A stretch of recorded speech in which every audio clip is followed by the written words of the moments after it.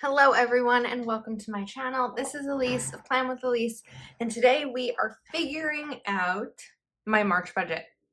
So I have this sheet here, which are things of what to save for. I think I made this sheet on a video in 2020, maybe right after I first started my YouTube channel. And it kind of goes, it sort of explains how long you should be saving, should be in my opinion, but doesn't mean it's the right opinion for things in life. So, for example, holidays. Many people will choose to save for something like Christmas year round. Others can do it just for 6 months. I usually do it for about 3 months because my holiday budget isn't very big.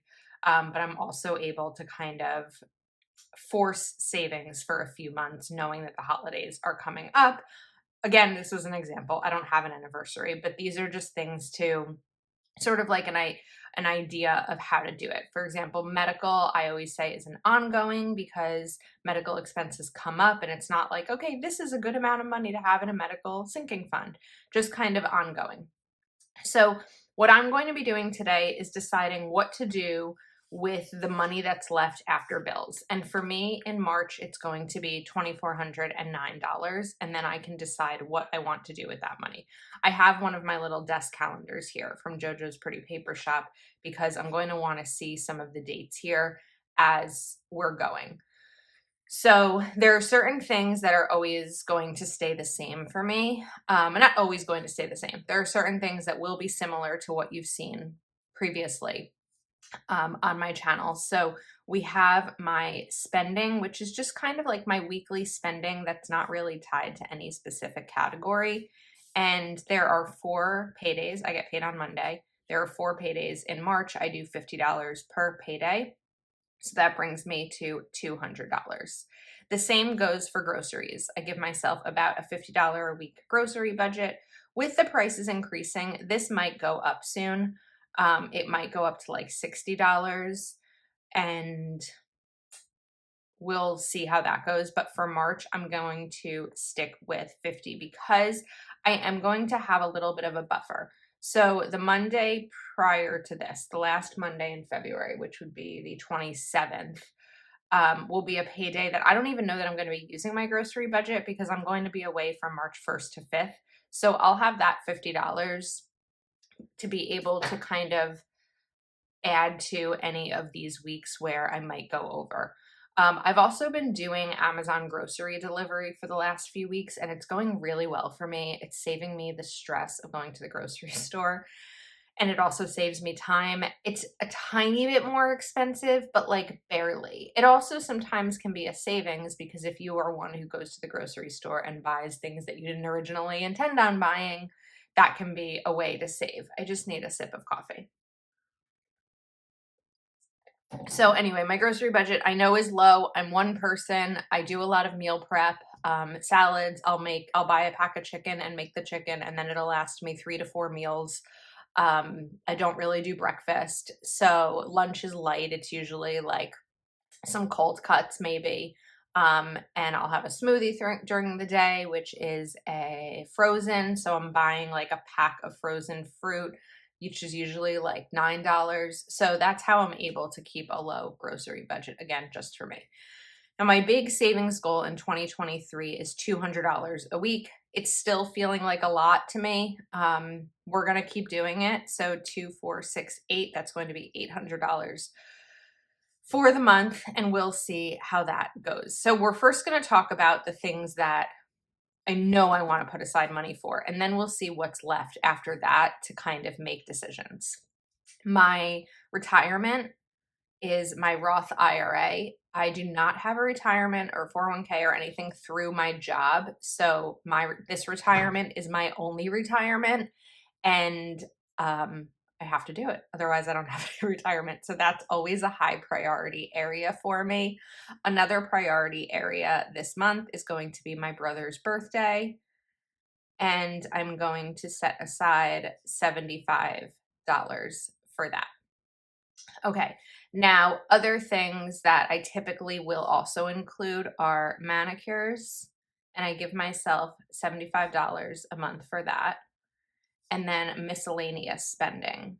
which I haven't actually been using fully. So we'll see if the 150 stays 150. Okay, I feel like my calculator somehow broke. Must have dropped it in another video.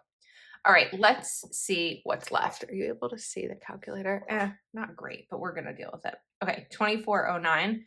Again, this is what's left after my bills with 2 jobs, Plan with Elise and my full-time job.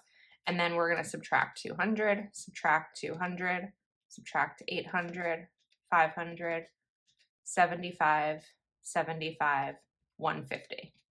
409. Let's do that one more time, just because I like to check things twice. 9 minus 200 minus 200 minus 800 minus 500 minus 75 minus 75 minus 150.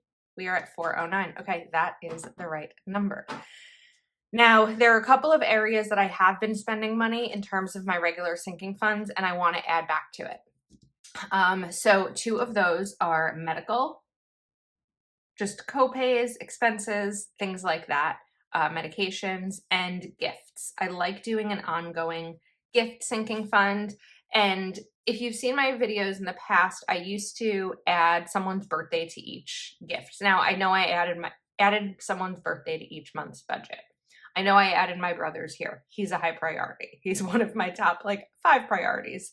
But there are going to be people's birthdays coming up where it may be something as simple as a quick Starbucks gift card, like, hey, treat yourself to this, or something bigger, baby showers, all that jazz. So I do like to add money in. So we have 409 left. So I'm going to add $100 into gifts, and I'm going to add $100 into medical. Now we can cross this off. So now we know that we have 209 left. The other areas that I'm saving for are car maintenance, car repair, but I'm pretty good on that right now.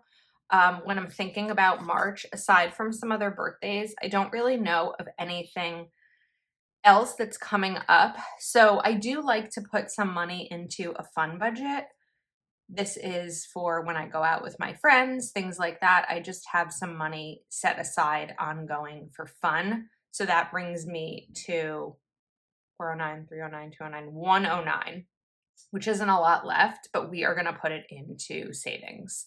So I have my 1 month savings, which is 1 month of bills. I already have 1 month of bills saved up, but now my goal is to do a 2nd month of bills, which I'm making slow progress on.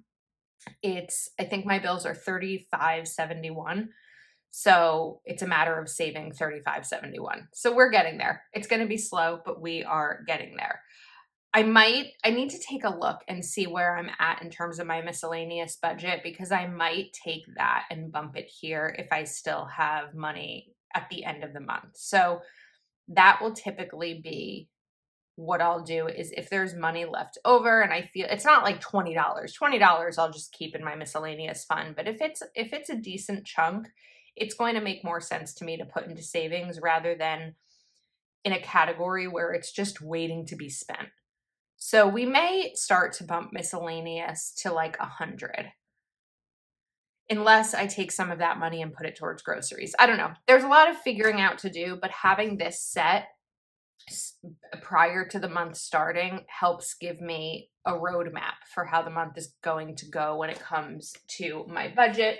Also to note, since I talked about it, March, I will be away in Washington, D.C. for Go Wild. I do already have money set aside for that. So that's not part of my March budget, because it's already a sinking fund specifically for the trip.